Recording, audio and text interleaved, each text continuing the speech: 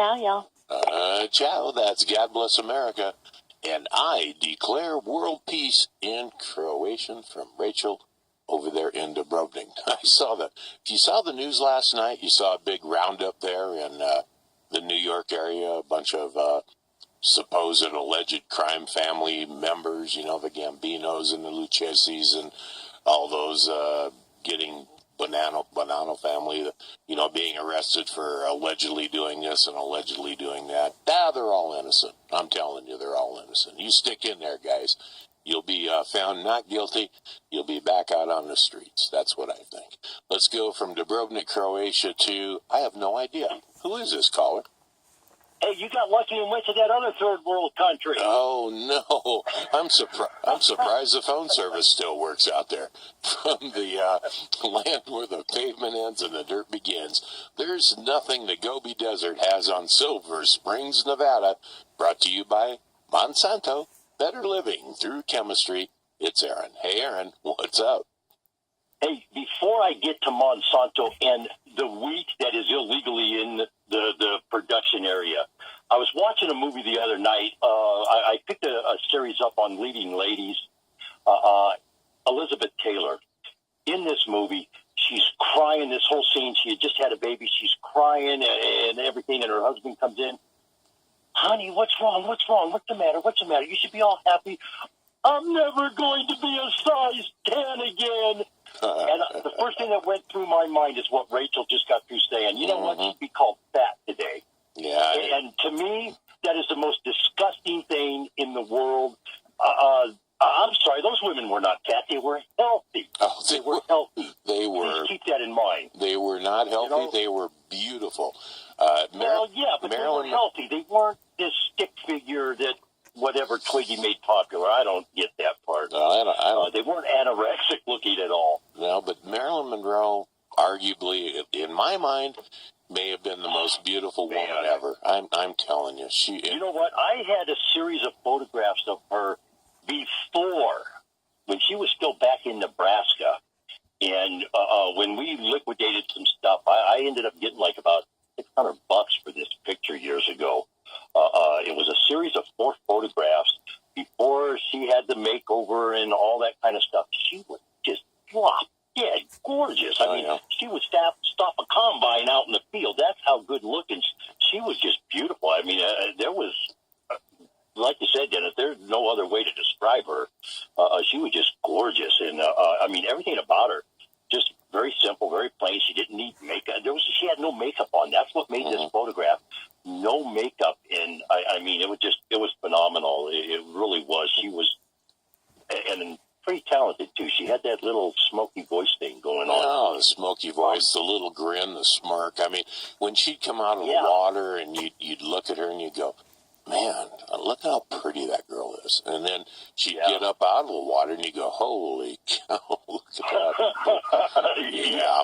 Mm-hmm.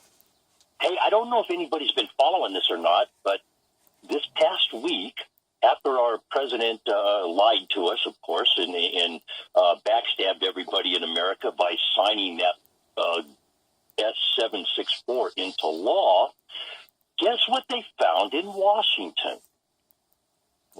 Jimmy Hoffa? By Monsanto that has not been approved for production, for growing, for anything. And we have to ask this question here. Ladies and gentlemen, think about this for just a minute. They have found this wheat in Montana. They have found this wheat in Oregon. They have found this wheat now in Washington.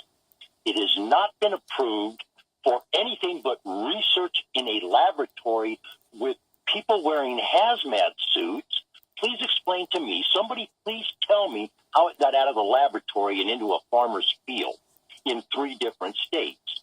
I mean, I'm not saying Monsanto is the evil person that went and planted it, but gosh, you know, the fingers sure do point that direction, don't they? Well, it would appear that they're doing a field experiment. Yeah, just to say the least, huh? Yeah. But they're saying this farmer discovered in an unplanted field these plants, and it is resistant to the herbicide. When they checked it out, the DNA traces back to the Monsanto, and of course, We don't know how it was found there, is what Monsanto is saying. And what I don't know how it has looked. I'm going to get a hold of Ken Roberts today to ask him how I don't understand how futures work, but we're in the middle of writing an article here, and I want to understand that a little better. And I'm wondering how, because Korea and a couple other Asian countries have already said, hey, don't send us no wheat. We're not going to take it. So that might have a little ripple effect through the marketplaces as far as, because I know wheat, corn, grains, and stuff like that are sold in futures, and I don't really understand that. So not able to comment in an intelligent manner on that little issue right there. But in the Pacific Northwest, between 98 and 2001, they have found this stuff, but it's never been approved for commercial growing. And what I find really troubling, and I think everybody in America should find troubling, because wheat is bread. When you put it in perspective, how many loaves of bread are on the shelf right now that could be sent in, and will we find that it has that GMO trait in it that's unapproved? Well, what are they doing? What are they doing with this wheat in these fields? Well, they're not telling us. Okay. How did it get there? That's well, I'm not saying how did they get there. I'm saying what are they doing with it now that they found it? Are they burning it off? Or they what? According to them, it's been quarantined, and it's not going to be allowed in the food supply. And of course, our FDA has concluded that it is unlikely that the wheat would present any safety concerns if present in the food supply. And that little if in that statement makes me wonder, is it already in our food supply and they haven't told us yet? One of the issues that happens with the GMO product, if you and I are neighbors, Dennis, and you're growing GMO crops, and they come into my land, and I'm a certified organic farmer, and the wind drift, the pollen gets blown in, it happens. And what happens there now is they'll come in and squash my organic certification because my land and the crops have been contaminated with GMO, genetically engineered crops, and I have to wait 3 years. I have to go through a 3-year process to get recertified as organic. That basically shuts me down as an organic producer and bankrupts me, and that's what Monsanto has been doing. They've been coming in and suing these, you're growing our product, suing them into oblivion and confiscating their land so they can continue to spread the GMO thing. And it's a very backhanded, very kind of, it gets very frustrating to talk about this, because I cannot fathom anybody in their right mind not understanding that that's wrong. Because they're just, they got a pocket full that's fat with cash.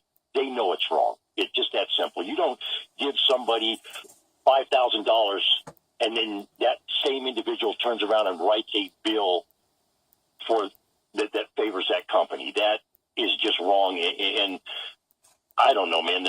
These politicians know it's wrong. They cannot be that stupid.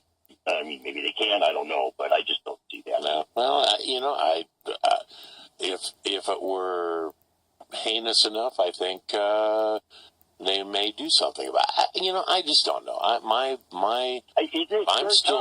I'm still neutral when it comes to this. I'm still trying to wrap my arms around. I saw an article last week. 103 years ago, they did the first cross-pollination of something, an orange or something. I forget what it was. And they, they did it the old birds and the bees way, and they created, maybe it was a seedless orange or it was a seedless grape or something like that. I think it is. Yeah. What is it? It's the red grapefruit is seedless. Yeah, and that was they did that by, I guess it was cross-pollination. And I'm still kind of having a hard time wrapping my arms around, why is that different than going into a lab and doing the same thing in a lab? So, I'm not anti or pro or con or whatever. I'm still neutral on that, and I think a lot of it depends on what the end use is for and how it's tested. I mean, if you can grow a billion gazillion acres of GMO corn, I don't care if it's going to be going into ethanol. Who cares? Yeah. I mean, that's what it's there for. That's what it's used for. I have no issue with that. And I guess if you're starving and you're in Africa, I guess it wouldn't matter to you if it was GMO corn or not. At least it would give you something to eat. But that's the one thing, and I think that is what these big agrochemical companies bank on, is the fact that if you get hungry, you're going to eat whatever's put in front of you. Yeah, sure. Soybeans, whatever. So a product made from the wheat. So, yeah, that's what it is. You know what? On the flip side, I received an email yesterday out of Canada, and I'd like to share with America Matters AM News and all the people involved here. Let's do it briefly. Always glad to meet someone who cares enough about the living planet that sustains us enough to stand up and speak the truth on topics the establishment has rendered controversial. The propaganda on this particular subject is thick, and the programmed reactions of the majority are quite harsh and illogical. Thus, as you know, taking this on is not a path for the faint of heart. Those corporation government entities that feed off this world like a parasite must be stopped. And in raising awareness about issues like GMO industry fraud, you are taking decisive action to break their grip on the planet. Thank you for your meaningful work. I got to say thanks to Eddie, to you, to everybody at America Matters for giving me a platform to do this. Mm-hmm. Thank you very much. It's going to be a great weekend, ladies and gentlemen. Let's have a great time. Let's all be safe out there. All righty. We'll pick this up again next week, Aaron. All right. That's Aaron from Silver Springs, Nevada. Very passionate about that, by the way. And like I said, I'm still in neutral territory. I think there's a use and maybe a non-use for those type of things, but I'll let it go at that. Let's go from Silver Springs, the land that time forgot, to Welcome